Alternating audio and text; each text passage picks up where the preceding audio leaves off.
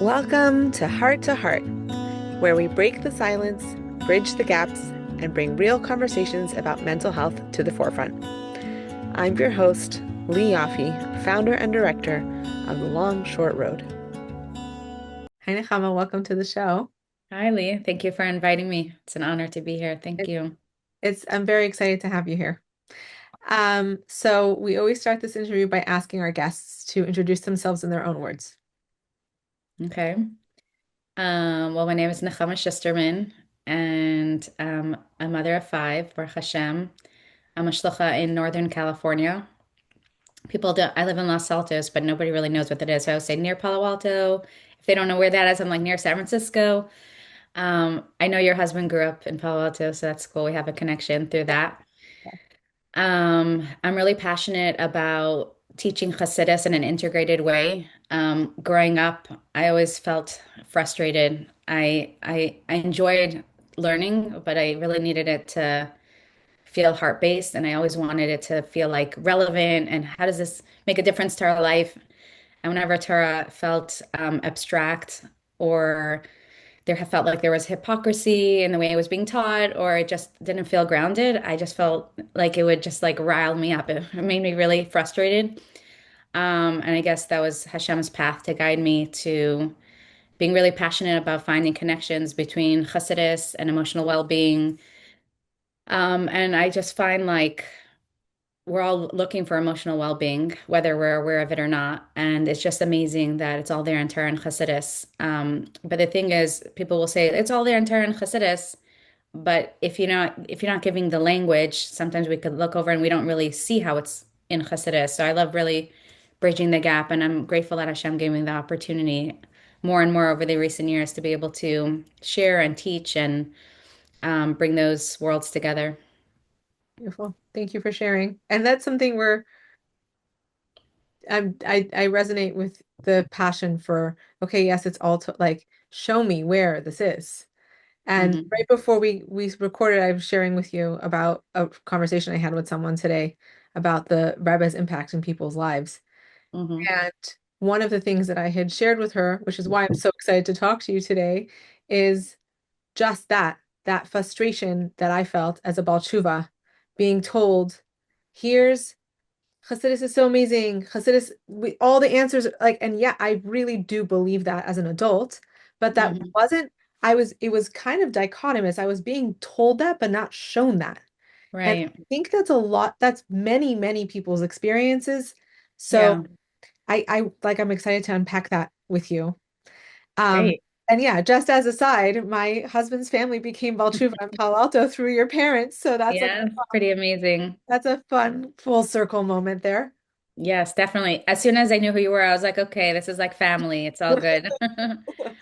Um, okay, so I actually want to start by going back to, can you tell me a little bit about your childhood and growing up on Shluchis and what was your relationship with the Rebbe like and like, yeah, I guess paint that picture for us if you could.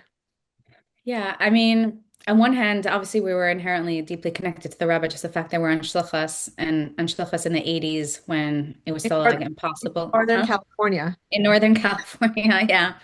When I mean everything, it was impossible to get challah Yisrael and pas Yisrael, actually like kosher food. My father used to like, drive an hour, 6 hours to LA once a month to pack up the freezer. I mean, it was so different, and there were so few shluchim in Northern California. I think there was like four or five scattered around. I mean, this is like a 4 hour drive area, Right. so it was very scattered. Um, so again, it was like Mesiris Nefesh. On the other hand, I grew up here. I didn't really feel I was Mesiris Nefesh. It's 75 degrees most of the year, and beautiful. I always loved living in California. I always felt blessed to live in California. I didn't really understand it from a kid perspective. And because the Rebbe was just so far away, um, I don't feel like I had that as a kid, this emotional relationship with the Rebbe, the way kids, like let's say even my parents or kids who grew up, right into 770, it wasn't my reality.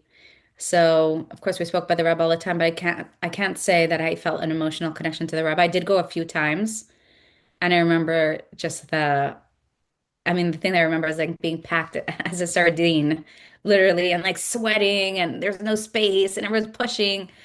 But it definitely felt like there was something special. But again, the Rebbe passed away when I was 11, so I was very young. Right. And then I have to say, as a teenager and getting older, like it's the same thing. I mean, it's very much, I guess, who I am, the same way I struggled or got frustrated with the lack of Torah being integrated in Chassidus. I felt that I wasn't given the Rebbe in the proper way. Mm. Um, it was very much linear, like the Rebbe said this and the Rebbe said this, and how would the Rebbe feel if you didn't do this and you didn't do that, and if the Rebbe was here, he would. And it almost felt like it was the Rebbe sadly was being used to control, an agenda. And I feel like then the Rebbe was like almost like robbed from us because as I started like this journey and looking into Hasidus and then finding ultimately profound sikhs from the Rebbe that I feel like are completely the Rebbe giving us a gold mine of how to have emotional well-being from his heart. Like he gave it to us from his soul, from his heart. And then, started building this really, really deep connection to the Rebbe as like a father. I realized I'm like, wow, I never really had the Rebbe. Like I never was given the Rebbe in a way of that unconditional love and that safe, like bonding and being able to feel seen and safe and wanting to grow from that foundation of love and safety. So I only in the past, I would say 8 years was that I really started building a real relationship with the Rebbe. Wow. Wow. Thank you for sharing that. It's Welcome. like a very vulnerable, real Oh, you're thing. only going to get real and I, vulnerable for me. I I don't know how to do any that's what other. this podcast is because I can't do that either. But it just so like what I'm hearing you say though is like you had to make a conscious effort as an adult only in the last 8 years to kind of to like make sense of who the Rebbe really was and what he handed to us. Like the incredible, as you said, gold mine that he handed to us. And your podcast has, for me, as someone who like I didn't know what the last years of Sikhas were until I started listening to your podcast. Somebody had told me you have like somebody stopped me once after a suicide prevention class and they were like, you need to learn Chassidus.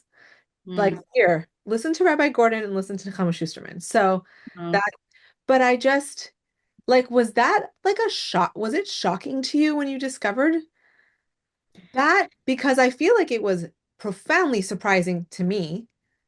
So I Mhm. wonder, like, what was that experience like for you of like having one storyline of like who the Rebbe is and kind of being his image being used as a way of like exerting control to then like that shift? Was that like shocking to you?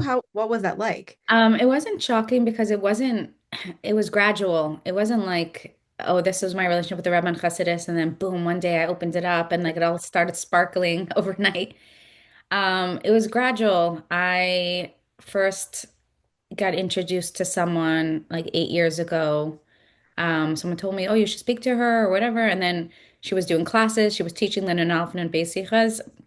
And it was, I felt from her, she wasn't, can't say that it was integrated, but it was powerful energy. And I started listening. I'm like, okay, this is like different realm. Like, what is this? And it really sparked me, but ultimately I felt like it wasn't very integrated. But once she sparked me and I was like, what are these sikhas? Like, what is she teaching?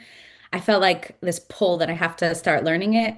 And then I started asking people, did anyone know how to learn the Nunafman based sikhas? Like, how do I access them? And then I found different people. I kept coming back. Even when I like, there was times that I was like, okay, whatever, I'm not learning them right now. Hashem always found a way to somehow, it always kept landing back for me. So then I was like learning it with someone, and then that kind of didn't work out anymore. And then I was learning with someone else. And as I was learning them over a few years, it wasn't like at first like I really understood it the way I understand it even now. I mean, every year I'm understanding it deeper, obviously, but there was something I can't explain. It was like something that kept sparking me and like pulling me. It was like a magnet.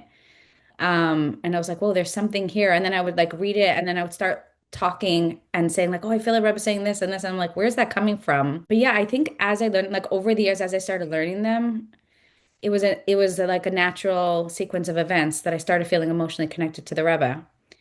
So it didn't happen overnight. And then I would just start like looking at the Rebbe picture in my living room and be like, Oh my gosh, like wow, the Rebbe, like I think yeah, as I started learning the sikhas, I started realizing how much the Rebbe cared about us and how much he actually understood our generation and what we're going through. And like any relationship, I think it happened, evolved, I guess, over time. Yeah. Wow. Right. It's a powerful, I think, a good reminder for everyone who's listening that it's not like sparkles and rainbows. Like you have this moment of epiphany and awareness. Okay. I'm moving in a different direction for just a moment. This is Yeah. genuinely out of curiosity. Why were these sikhs so inaccessible? First, like I was 2 or 3 when the Rebbe passed away, so he gave them over. It like, you know, what Hmm. took so like what took so long is, I guess, all of a sudden I'm hearing everyone like in the last, I think, couple of years, it's like start everyone's okay. We had t 30 years of access to this. Like, why now?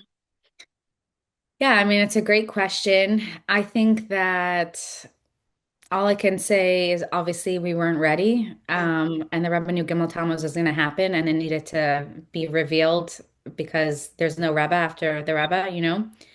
Um, so we went into deep darkness. I mean, I think these sikhs went into exile in my okay, why we believe there's everything is Ashkacha Pratis, and clearly the Rebbe like knew that it will be out there when the time is ready and people are ready to understand it.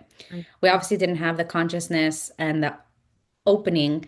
By the way, you can't, in my opinion, you cannot learn these sikhs from your head. And that's the thing, like, I don't think it's possible to access them with your head. And we weren't accessing like the nervous system and the body brain and like the ability to learn from a deeper place. That's a language that's been coming out, the past 10 years. Like, we're evolving in that. So as we access, and I could go more into that, the body brain, and even where, like, source that, where the rabbit talks about that we have a much higher brain in our body. So like you could open, basically I think these sikhs went into Gullus because number one, there's different ways that people perceive them. One was they tried to learn it with their head and they're like, this doesn't make any sense. This is these long, long, long sikhs. And it's sad, but I just want to put this out there that unfortunately there was a group of Lubavitchers that said maybe, it was like right before the Rebbe passed away and it was the time of his stroke. Maybe he just wasn't like coherent when he gave those sikhs, and that's why we can't understand them, which to me it's like, what? That's it's like such gaiva. Like that you're because you don't understand them, then you're saying it's the Rebbe. What if like this is something beyond us? right, So some people just didn't learn it because they're hard to learn from your head. They're if from your head. And others just all they saw, to me, it's like, you're in China and you see a sign in Chinese and you're looking for to go to visit the king and queen if there was in China. And it's all Chinese. And then at the bottom in English, it says, turn right and you'll get to the palace. And then you're turning right and you're turning right and you're turning right and you're turning right and you're going in circles for 30 years. And you're like, well, it says turn right. So we'll just keep hoping. right, So I think there's so much in these sikhs, and so many people didn't understand them, and they only like understood maybe one word, and then they've been screaming that.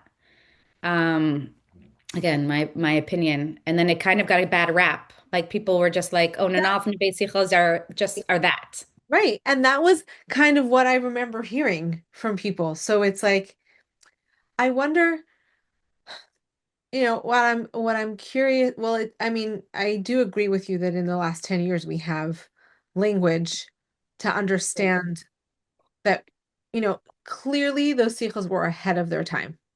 Yes, I'm wondering, way. yeah, way ahead. I know this is like a very tall ask, but if you could give an elevator pitch for what the Nun Aleph Nun Beis sikhos are about, like if someone is asking you, what is like, what's Yeah, going on here? Like, what is it, how would you boil it down? yeah, that's a good question. Um, I would say a few things. I don't want to say it in one No. line. Okay, so one thing I would say it's the roadmap to switching from Gullus to Geulah. Mm, And if we're in the old paradigm that Geulah is going to happen for us, and we're going to stay in Gullus, and then abracadabra, Geulah is just going to unfold in front of us overnight, then we don't need a roadmap to Geulah. But Okay, first of all, so the Rebbe, Nanafan and Beis Sichas is first of all like paradigm shift, like bombshell. Geulah doesn't happen for you, it happens through you. Mm, And guess what? If you want Geulah, you are the vessels and the channels to bring Geulah into the world. Geulah comes through the human being. It comes through us. Like as we shift into Geulah state, and we come out of fragmentation and we bring Hashem's light into the world through us, that reveals Geulah into the world. So number one, it's a paradigm shift that Geulah is through our effort and we bring Geulah into the world. Number two, once you know that, well, the Rebbe is saying, I'm not going to just give you a bombshell and then leave you on your own. I'm going to give you a roadmap.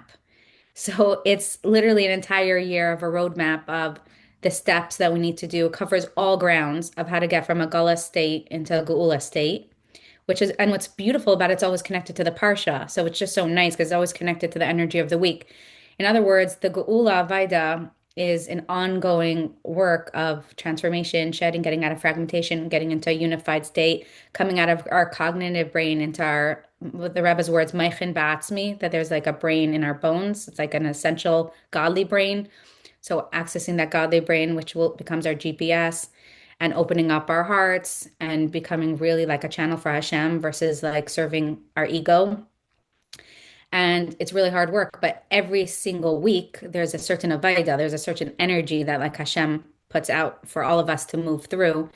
And so when we learn these sichas based on the parsha, of course, like we know the Rebbe have always said that the time, like the parsha is the time of right. what's the it's We're current living events is the time. parsha. We're living with the times. So it's not only the parsha, it's also the energetic work that there's a certain like energetic work that we're all doing collectively. And Right. it's amazing because every week when I give the Sikha class, all of us who are like more like tuned into that like energetic work, they're like, whoa, it's exactly what I need to hear. It's exactly what I was working on. And I was like, yeah, of course, because it's the work. It's the Vaida of this week. So what's beautiful, the Rebbe gave us the tools, but also if we learn the Sikha by the week with the Parsha, like we're really tapping into what we need to do for that week. Mm. Um, so that's what I would say. It's a roadmap for us to experience and reveal Geulah through us. It's really incredible. And as you're sharing, you're saying the words fragmentation and integration, and I'm like, right, this sounds like IFS. This sounds like IPNB. Yeah. This sounds like, like I always tell people, when we talk about like modern psycho, like when I when I teach courses on mental wellness, one of the things that I try to help people realize is that like spiritual health is a part of mental health, right? Like physical For health is sure. mental health. They all impact each other. And in modern psychology, ironically, really developed by Sigmund Freud, who was a Jew, there was Hmm. no room for spirituality and there was no room for any, like it was all brain. It was all, so it's interesting that like, I hear people now getting more excited and more involved in different modalities of therapy that like really, again, like you said, like the Rebbe was ahead of his times. He was really talking about these ideas in the 90s. Hmm. It really, I don't know, it's just mind blowing to me. And I'm thinking back to what you said about how some people kind of just wrote it off. Yeah. And A like lot of that's people. what I remember like when I was becoming growing up and becoming from and asking people, about like I was always so curious about the Rebbe's life and the Rebbe's lifetime, and like people would skip those years. Hmm. Nobody would tell me about that stuff. Yeah. And it's yeah. Well, there's another aspect to it. I think there's different categories. Again, some just wrote it off and said this doesn't make sense. And, so then it was like, okay, it doesn't make sense. I'm not gonna learn it. Then I said like some it was just became, I mean, like an obsessive of like one point that they thought. And then the other thing is that people went through severe, severe, severe trauma. So the Rebbe, they didn't, it was I mean, it was a language way beyond, way ahead of the time. So I don't know how many people are actually processing and integrating it, but there was a clarity that Mashiach's here, Geulah is here, Geulah is here. And And and everyone for a whole year, I mean, I could imagine. I mean, I get like chills and like such palpable, like visceral energy from learning the Sikhs 35 years later. I can imagine being there, hearing from the rabbi. Like there was such a climax of energy that Mashiach's here. And then when Gimel Tammuz happened, I could imagine just from also understanding how trauma works. I think it was like it probably brings too much trauma to even look at those sikhas or even talk about it because then it brings up also too many questions and so much pain. Because how do you answer that? How do you explain it? Right. It doesn't make any sense. It was the opposite of what they were expecting to happen. Right. So I do think that it could be that there's also, again, the people who were there, and there's no blame. I mean, I can't imagine if I was there too, I'd probably go have gone through the same thing. So it's just like it's like we don't know, no, we don't can't explain, we don't have any answers. Let's just pretend that didn't happen. Which is like very makes a lot of sense, as you said, like thinking about trauma responses, like it is, Right, we just we move, like we have to just block it off. And in right. some ways it's like a survival, right? That's our bodies are very brilliant at adapting to Exactly. us, which, Yeah. yeah. Do you find, you know, coming like that people are coming to these sikhas kind of for answers about mental health or mental wellness? Like, how do you see that play? Because there is so much, again, as you said, when you learn it correctly and like they're hard to understand, and when you're able to tease it apart, there's a lot about mental wellness that Yeah. I haven't even really fully like understood yet. Um, but I'm curious if like what's drawing people now is the like absolute mental health epidemic that we're seeing in the world. Like Yeah. just it's yeah, For sure. But that's the thing. It's like, is it because there's a mental health epidemic, or is it that Hashem is like not tolerating us being stuck in Gullus anymore because Geulah is up to us? it's both. It's manifesting as there's so many challenges that need to be Right. But resolved, it's to healed, and integrated. 100%. What I'm saying is that when we're comfortable in Gullus, we don't look for something else. Right. So Hashem, my perspective, I'm just saying 100% what you're saying. I'm just saying in another way of saying the same thing is that Hashem is making so many people highly uncomfortable in Gullus to, you could say, force us, but really to give us the opportunity to That dig and search for Geulah because Geulah is available. right. And if we're comfortable, we won't open ourselves up to receive, what Hashem is waiting for us to receive. Right. And he wants us to upgrade. And there's so much more available now. We don't need to wait for it. So yeah, it's like everyone's crawling and uncomfortable because it's like, wow, Gullus doesn't work. Well, because What leveling up is uncomfortable.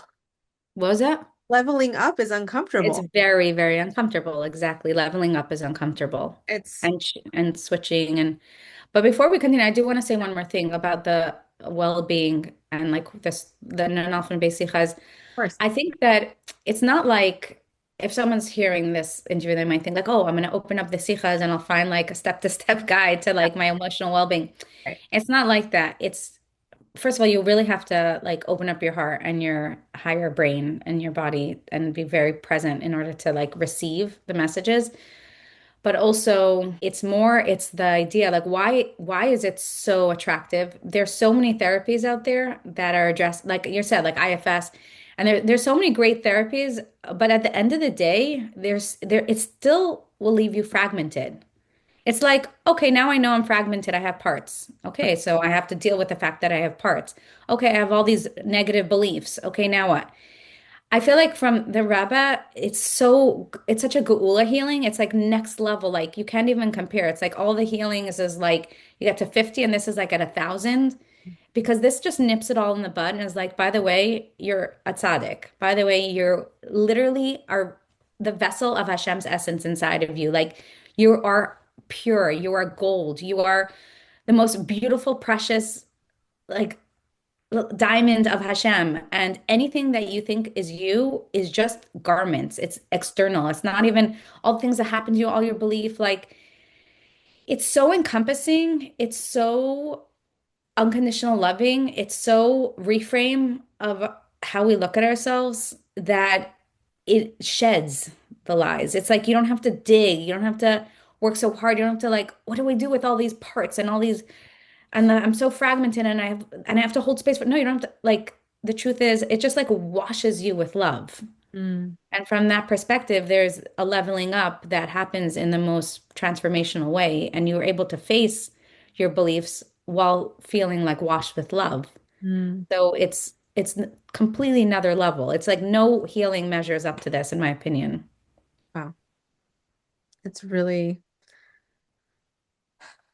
I mean, I think the takeaway that I'm taking from what you just shared is that there is this sense of wholeness of that comes from recognizing like the and really tapping into like the essence of us, Exactly. which is not about it's not about like making sense of your parts so that you can it's recognizing that they're there so that they can become integrated into the whole. So you're not like carrying still the different pieces and having to be, so to speak, responsible for them.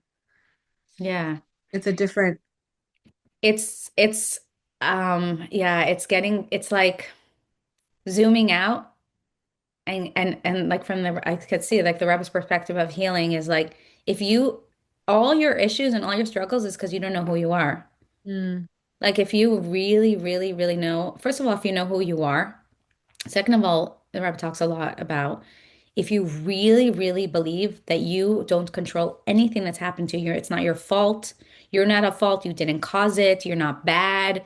mm, Like everything is from Hashem and everything is for your greater good to teach you something. And even the setbacks and even the struggles and even the overwhelm and the chaos, like you don't have to fix it. You don't have to dig. You don't step back and say, what is Hashem trying to teach me? Lie down, get into your body, brain, stop trying to figure it out, quiet down, and say, Hashem, I'm not in charge of this. There's something you're trying to teach me. This is scary.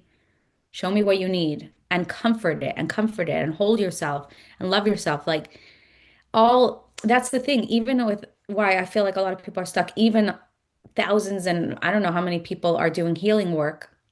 Even that can keep you stuck because you can go to therapy for years. not like Huh? you become addicted to the or like you become dependent on or reliant on the external healing modality to complete you. That, yes, and or you spend years digging and digging and digging your trauma, and I have this trauma and this trauma, and then you become a victim to the darkness. And like, if it's just keeping you dark and it's heavy, then that's not the goal. Right, right. And there's, you know, it's like bringing a story to mind that I was once at a speaking in a program and I said something to that effect of like, if you're just going to talk therapy for 15 years and hashing out the same thing over and over again, like you're just on a treadmill. And Right. a woman came over to me during one of the breaks and she was like, okay, but there is there is a necessity to recognizing the pain. I said, yes, of course. We don't ignore it. We can talk Mhm. about it. We can recognize that it happened. We can honor our experiences, but we don't need to become married to it. And I think that's 100%. where the problem becomes, right? Um, I teach expressive writing classes, and Hmm.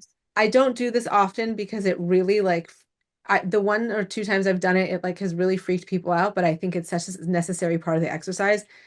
Once in a while, after we write, I'll have them read the work out loud and then tear the paper up. Hmm. And people are like, "You want me to do what?" I'm like, "Yeah, tear it up because it's out of you now. So you don't Yeah, have to keep it here. You let it go." And it's I don't know, I think that there is like that's the rub in there's so much access to mental wellness now. It's so available. There's in such abundance and it feels like people are still spinning in circles. exactly. I will say this was like such Geulah for me to access this, and I call like the Nechama Schusterman is the third path. And Mm, like I've expressed this before, it was like it was so communicative. I went from spiritual bypassing, which is like everything's fine and I'm perfect, life's amazing, and just pretend and like completely staying above the waters and like it's all ishkacha pratis and and like totally denying reality. And then I went through this like, oh my gosh, I'm so traumatized. I have so many issues and like this happened to me and this happened to me and woe is me. And then it was dark, dark, dark, dark. And then I would go like sometimes the spiritual bypassing and sometimes the dark, but then the dark would feel too overwhelming. And I would yin yang between the two. And I always like deep down I felt this like voice, like my higher brain being like, there has to be a third way, but I didn't find it. And then when I discovered the third way, And first of all, in my own healing, and then started seeing it even more in the sikhas, and then like it all coming together. It was like, thank you, Hashem, thank you, Hashem. There had to be a third way. And this third way is bringing, instead of using spiritual ideas to bypass the darkness, it's taking these spiritual ideas to comfort and illuminate the darkness. Mm, Instead of getting stuck in the darkness, it's how can we use these spiritual ideas to literally like illuminate like all these dark places that hasn't had love, that has been diminished, that has been suppressed. It's only in the dark because it just hasn't had access to light. mm, It doesn't matter the story anymore. It doesn't, okay, yes, it happened. We're not negating that. But in order to move forward, that's in the dark. So what does it need? It needs light. It needs love. Okay, how can we give that love right now? Comfort it right now. And it's there's a rewiring. You're not a victim to that. no. Yes, you didn't have it then, but you could have it right now if you want it, if you choose it. I've said this on the podcast before, and it's, I used to kind of like say this as a side, but this is the truth. I am the unofficial, self-appointed president of the Dan Siegel fan club.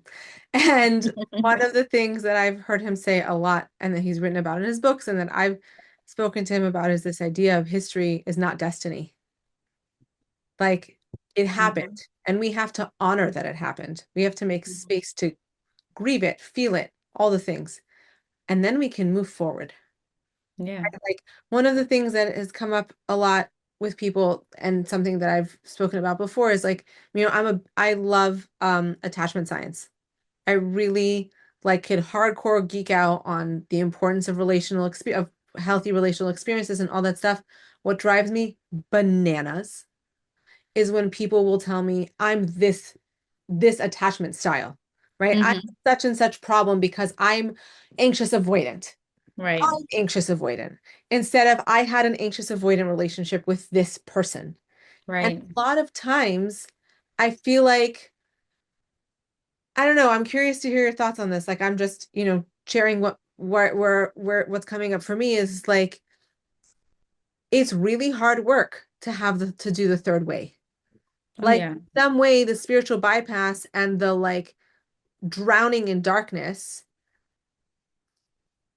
not that it doesn't require effort, because when you're in the darkness, it takes every ounce of effort to survive, but like it's a different level of, Yeah. right? The work of the third way that you're describing is work.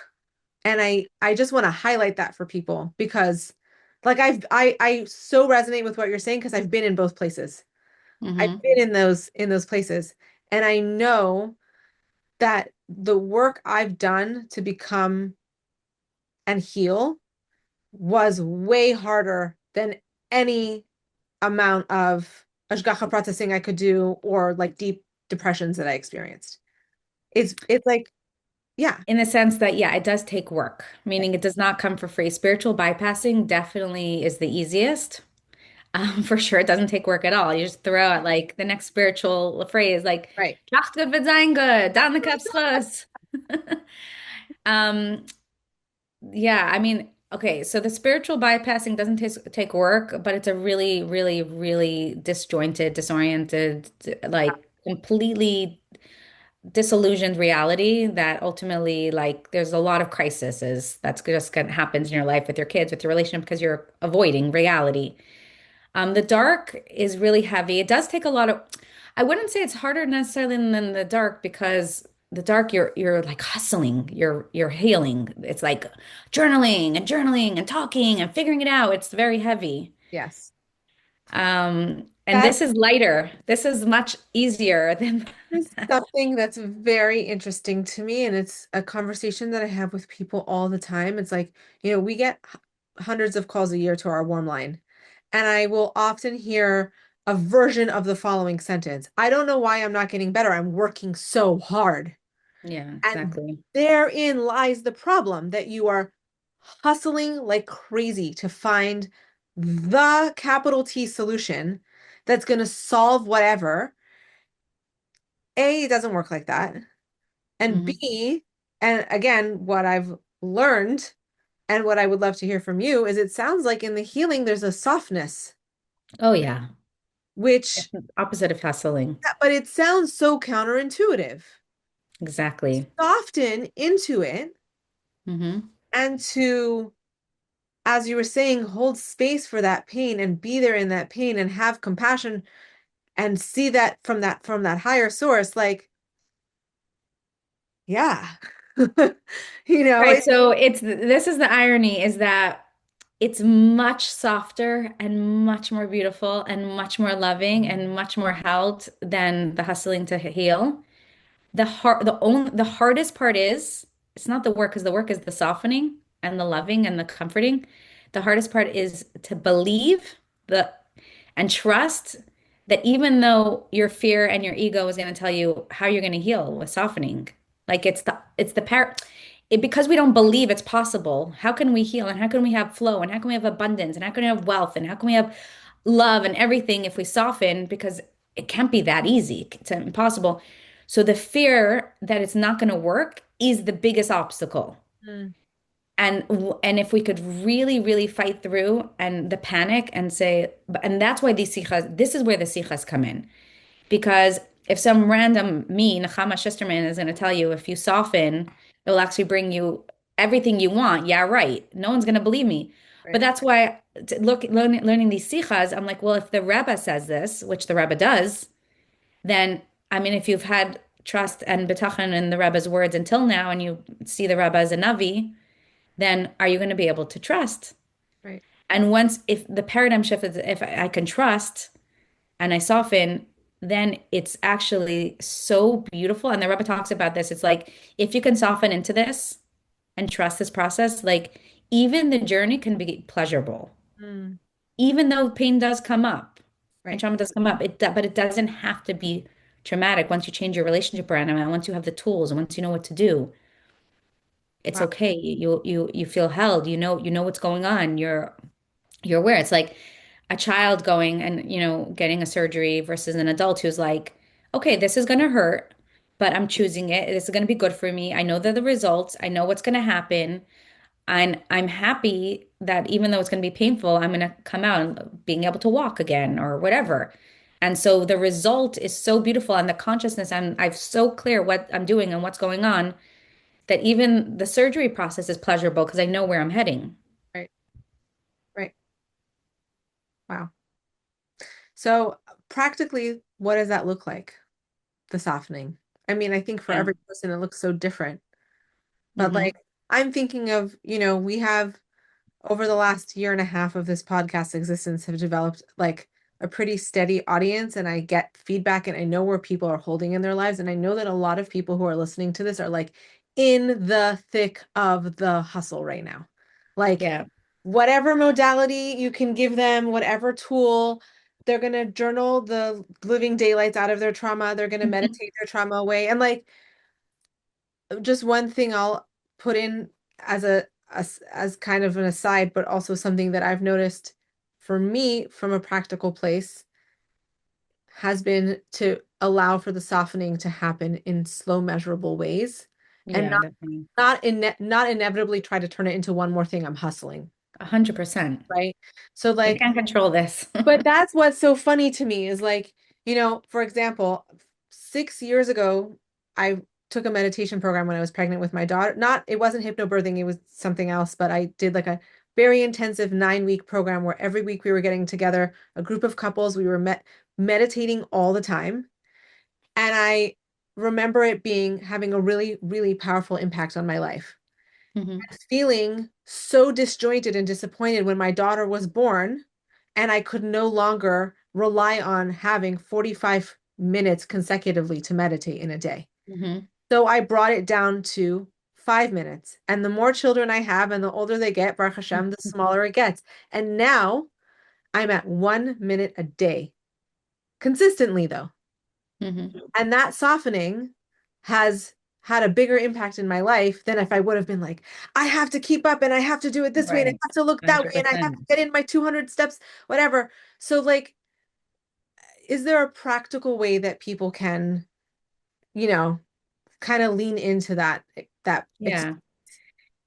There's a lot. I mean, first of all, it's not we definitely can't cover so much ground in like the next 20 minutes, Right. but if you listen to the podcast, you'll get weekly doses of practical tools. I'm not trying to market my podcast. I'm just saying like But I will for you. I think it's such a no, great I'm just saying podcast. like, yeah, thank you. I'm just saying like it's the kind of thing like weekly tools will help you start living it. And that's why this is my third year teaching it because I need the tools every week. It's Very cool, by the way, because I did go back. I haven't listened to all 3 years worth, but I did go to the very beginning. mhm. And the way you teach it in the very beginning versus how you've been teaching it now is the difference is fascinating. Like you Yeah. tell that you have changed, like your perspective on it has changed. Definitely, 100%. I'm curious. We could talk about it afterwards. I'm curious what you see, but yeah, the first year, second year, third year is completely different. Completely. I mean, I definitely, on my perspective, it's becoming more embodied. It was more transcendent the first year, in my opinion. And like, it was a lot of energy, and it's more lived and more um like integrated. But anyways, so I'll just give something like a beautiful way, like something that I've seen in the Sikha is like, okay, t we have Tisha B'Av, right? And Tisha B'Av is the destruction of the first and second base Hamikdash, which represents the destruction of our false self. Mm. Like what the Rebbe says, no, it's a good thing that the Tisha B'Av happened. It's not a day of mourning. It's actually a positive thing because if the first and second base Hamikdash weren't destroyed, it wouldn't make space for the third base Hamikdash. In other words, we have structures of ourselves. This is my identity. This is who I am. This is what I'm going to achieve. The hustling, like I'm going to be this, I'm going to be that. And it's our first and second. We have a first phase, second phase. It's our identity. It's what we were molded to be, and we'll hold on so tight. And then when that starts shaking, and our ego starts shaking, we're freaking out. It feels like an ego death, and our like we're feeling like we hold on, we hold on, we hold on, we resist, and it feels like a Tisha B'Av. Like, how could this happen? How could this be happening to me? But really, it's only to make space for our true essential self, which is the third path, our essential self. So, first of all, looking at that and saying, oh, I'm not dying. I'm not losing everything I had. My false identity is being lost. Like it's an ego death. But the essence of Hashem, who I really am, can never be destroyed. That's who I really am, and it's been covered up. Then what do you have after Tisha B'Av? You have 7 weeks of comfort, Nachamu Nachamu Ami. So we go immediately into the 7 weeks of comfort, and then is Rosh Hashanah. What's Rosh Hashanah? Being a channel to receive Hashem, and Hashem's the king, and we're out of the way. We're surrendering. We're opening ourselves up to receive our whatever Avaida we need to do for the year, like the new channel of light. In other words, the way from Tisha B'Av, which is I feel destroyed, I feel burnt down, I feel like a nothing, like I lost everything I had, I don't know how to move forward, to go to Rosh Hashanah where you're standing there like open, an open channel, like completely receptive, completely available. Nachamu Nachamu Ami. There's no, those 7 weeks are not about rebuilding and hustling and figuring out how to build your base at Mikdash. Comfort, comfort, comfort, comfort, comfort. And you will receive your clarity. You will receive direction because we're vessels. We don't have to have it figured out. We're not, if you're figuring it out, then you're pushing Hashem out. Mhm. Hashem has it. We receive clarity. We receive direction. We receive creativity. So, in other words, make that practical, we're in a situation where we're feeling scared, angry, overwhelmed, anxious, chaotic, we don't know what to do. It's acknowledging the feeling. Oh my gosh, I feel so overwhelmed. I feel scared.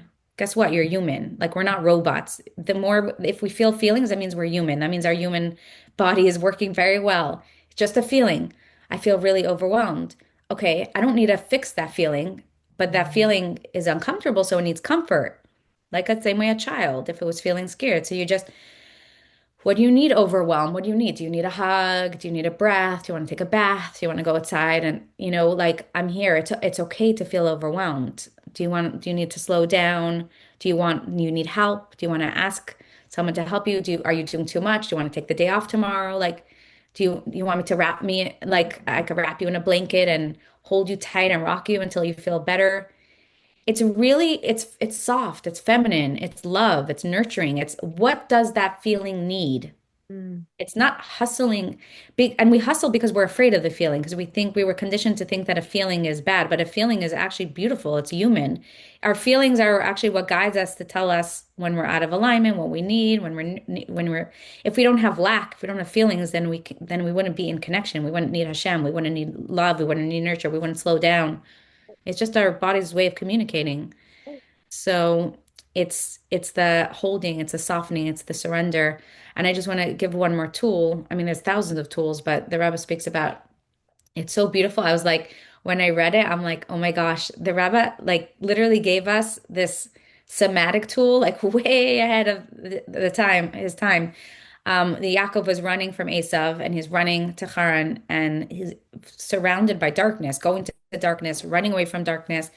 And as we know, the story, how he lies down on his way and he surrounds himself with stone. And it's so beautiful in the Sikha. The Rebbe says, don't think he's going to sleep. He's not going to sleep. He never slept there. He never slept there. Why would he sleep in the holy place, in the holiest place in the world? He said he lied down to get out of his head and to connect to the essence, to ground. And Mm. the stones represent grounding. And Wow. he lied down because he to level out his head with his body so he could access Hashem in his body, to quiet down his head, to give it over to Hashem and say, Hashem, this is way beyond me. You think me, little me, is going to figure out how to like fight against the darkness and stay grounded and stay in my light when going to a narcissist and Lavan, he's going to try to shut me down and control me and abuse me. And he knew that. Okay, Hashem, I need you. I cannot figure this out with my head. Mm. That's softening. Wow. Yeah. Just gave a whole new meaning to, because I do a lot of grounding in my front yard on the grass. That just gave a whole new meaning for me. I'm like, wow. No, Yeah. but really like, again, I feel it so deeply, and I also know how counterintuitive it is for people to to relax into things Hmm. because it feels like but we basically have to give up any semblance of any control that we have, which is Exactly. we're not in control. No. Not in control. And we're not in control, but it's important to also know it helps to soften when we realize that we're also not in control of what's happening to us, and that what's happening to us, there is a diamond in there. It's on purpose. And Hashem is not trying to hurt us, He's trying to grow us. So if there's something that's happening to us, it's chaotic, my kids are yelling, it's overwhelming, things are not in flow, I'm in pain, and you think there's something bad, then you need to fix it. Right. But the paradigm shift is there's nothing bad, there's nothing wrong. Hashem is setting up this storm To reveal something. to reveal something, and therefore the best thing I could do is to soften, to be curious, to see what this is. And the more we believe that we're not causing, and the more we believe that there's something to learn and to grow, Right. then it really helps to let go, because the belief that it's like I caused it and I have to fix it and I'm bad is what creates that anxiety around that. Well, my favorite tagline of our organization is you can't hate yourself into healing. Do you think that if beating yourself up would have worked, it would have worked by now? I think that's what Right. people, I spent a lot of time beating myself up for not being better, right? Hmm. It's a really, yeah, there is, I mean, Absolutely. it's a beautiful, I feel so lucky to be alive in this time in history when all of these tools are becoming Oh my gosh. graded and more available to us and more understood. And we just have a higher, I don't know, I think we do have a higher consciousness and a higher awareness because there's a shift happening in the world. Oh yeah. Yeah.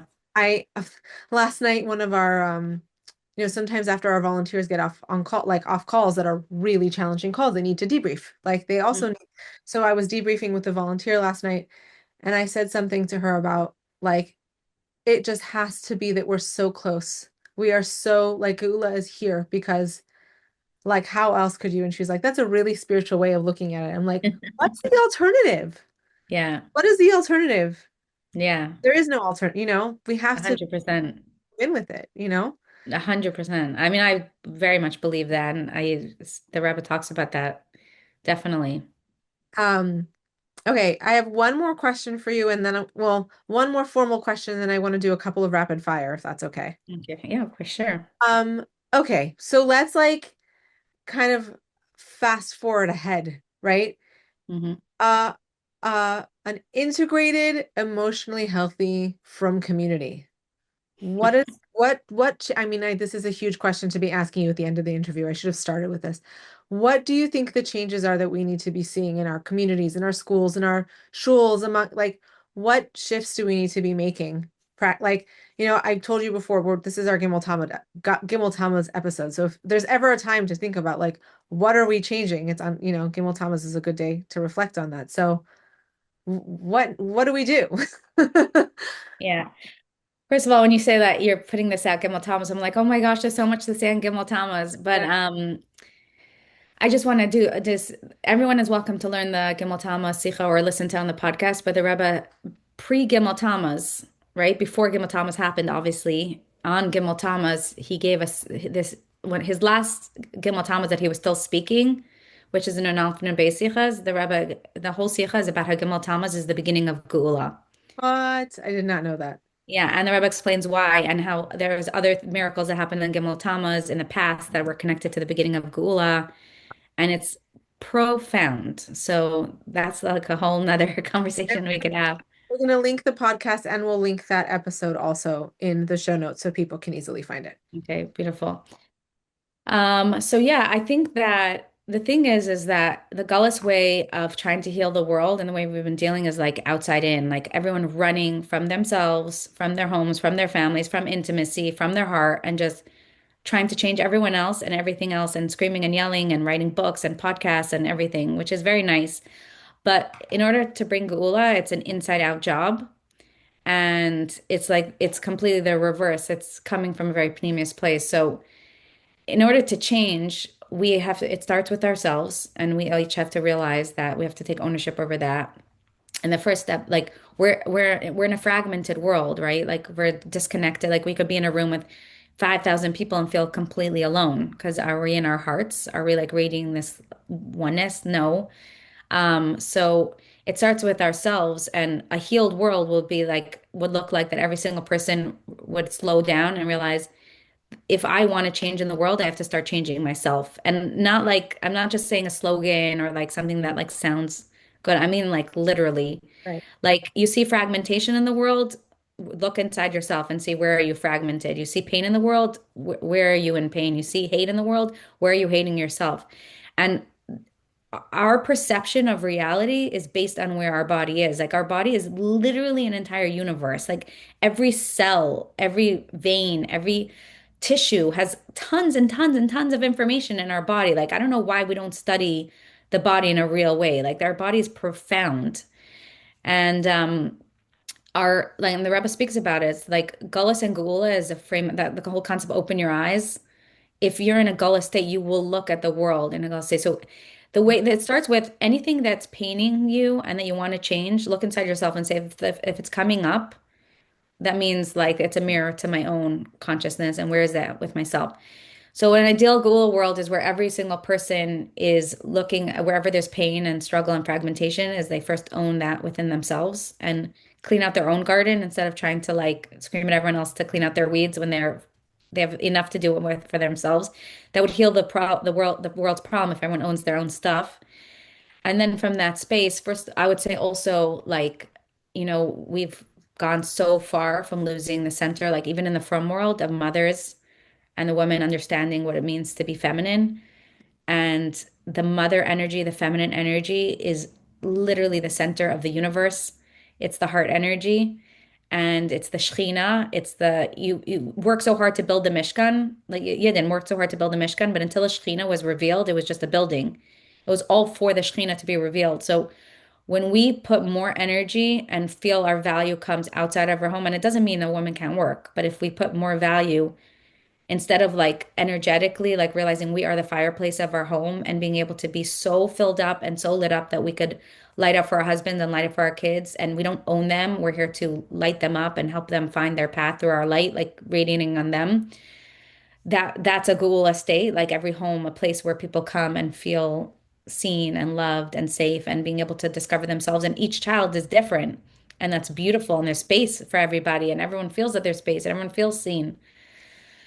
And then from that space, I would say that radiates out obviously to community, to shuls, to schools, where there's a baseline of safety and there's no conforming. And I think the big thing is like, again, we spoke about in the beginning, there's the cognitive brain, and then there's Maichin Ba'atzmi, which is the essential brain, godly brain.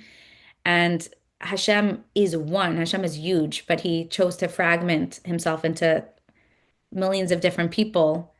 And that means because he's like different channels. And each of us, it's our job to quiet down enough and slow down enough and comfort ourselves enough till we get to flow, till we access our godly brain and know what is my individual purpose, what is my individual way of understanding Torah, understanding life, and channeling that in the world. And so a school and a community would be a place of interdependence where no one's controlling anyone and there's no boxes. There's a space to shine your individual self and learning from the bones and accessing and communicating from the bones and creativity and heart space and it's like inside out. The same way I'm saying we have to heal inside out, like school has to be inside out, like helping kids discover their light somehow and kids can shine that and like bring what they're supposed to in the world. I don't know exactly what that will look like, but I definitely know that we have a Gaullist way is like we impose and we think we own our kids and we decide. And the opposite way, the Geulah way, is like everyone stepping away and seeing what each person has to bring and learning from each other and quieting down. L'chaim to that. Yeah, Literally, that is like, what is the, like what is, it really is all an inside job. absolutely. I think it's the hardest thing for people to remember. It's I so know. easier to say, let me look at who of everyone else who needs to do their Yeah, work. exactly. I'll feel better when this person does their work, and that's not how it works. Right. It's so much easier to like learn about healing and then run and get a degree and try to help everybody else. I mean, Exactly. listen, talk about spiritual bypass. That's what I did for the first 4 years of suicide prevention. It was the best way to bypass my own trauma was to be like, oh my God, I'm going to dedicate my life to helping people who are in crisis. Exactly. Totally. Like, oh, wait a second. I should maybe like unpack my own stuff too. 5 years Exactly. later. Yeah. Okay, some rapid fire questions for you. Hmm. Okay, number one, a tefillah that you feel most connected to right now in your life. I would say Shema. During the Because day or at night. what was that? During the day or at night, or does it not matter? I could think about it all day, but in the morning and at night, both. But the concept of just tuning in, slowing down, it's exactly what we've been talking about, like covering our eyes, getting out of fragmentation and all the external things that are pulling us away from our own center, and like tuning into our Yisrael, which is our higher, like godly brain. And from that space, if we can tune in, then everything that we're doing is from echad, from flow, from oneness.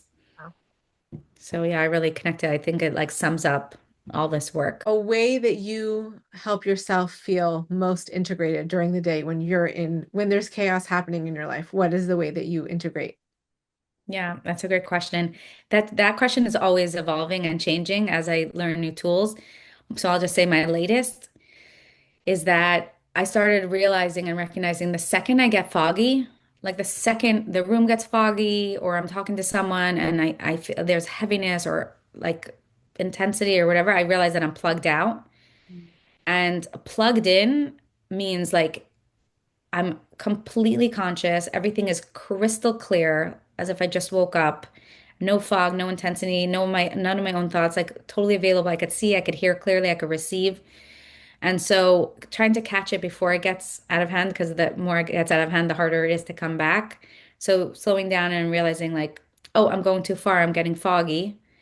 And then plugging in, which would look like taking a deep breath and slowing my thoughts down and just slowing down and then like becoming conscious of my feet because they're my foundation and like feeling the feet on the ground, sometimes like curling my toes to just like awaken, like, okay, come back to the foundation, feeling my feet, and then like looking around the room and remembering like looking at something pretty or something calming for my senses to come back to the here and now. And I'll tell myself it's safe to be in the here and now. It's safe to be in the here and now. And then I'll do that until the fog goes away and until I'm like totally back to clarity and not thinking about what I need to do and not worrying anymore. And then from that space to take the next step. And it's literally transformational. Beautiful. Yeah. Time or what makes you feel most spiritual? Yeah, I think that like I like that question because like, you would think the answer might be something spiritual, praying, learning, Right. but it's not really. And what's amazing I see from the Rebbe, like spirituality is so much m more expansive than like down here, dir b'tachtonim, like the physical, even when you tap into it in a godly way, it even has a higher vibration of Yeah. light, of essential light. So I feel the most spiritual when I'm most plugged in. And I mean, I love teaching. I love learning tarot. Like there's a very powerful light and it gives me like a lot of excitement. But if I could read it, like the most spiritual, I would say when I'm teaching Torah.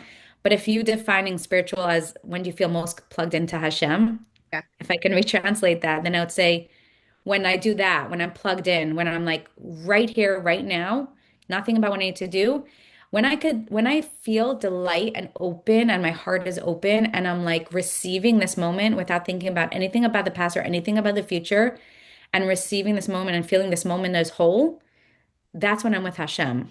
Mhm. Wow. Yeah, the being in the present moment. Yeah. Amazing. Nechama, thank you so much for doing this with me. I feel like Yeah. we have to have a part two just to like, take apart the sikha a little bit, like getting into the like I had like intended that we should get into the feminine, but like and the That's a role whole of nother topic. but that will be a whole nother topic. We'll bring you on for part two. But Yeah, thank you. Yeah, there's definitely a lot more to talk about. But thank you. It was a pleasure. really, and we're gonna link all the everything we talked about in terms of a path forward so that people can find the podcast and enjoy it as I have. Awesome. Thank you. Thank you for tuning in to Heart to Heart. If you or someone you love is struggling, please know there is hope and help is within reach. Since 2019, the Long Short Road has been walking alongside at-risk individuals, offering trauma-informed programs, a non-emergency hotline, and a community that fosters healing. No one has to go through this alone, and we are here for you. Discover how the Long Short Road is changing lives. Visit www.thelongshortroad.com or email us at info@thelongshortroad.com to learn more. You can be part of this mission. Sponsorship opportunities for Heart to Heart are available. Honor a loved one, support your community, and help us make mental wellness resources accessible to those who need them most. Until next time, remember, love and connection are the greatest healers. This is Lee Yaffe reminding you, hope is here, healing is possible, and you are never alone. Together, we're walking this long, short road to a brighter future.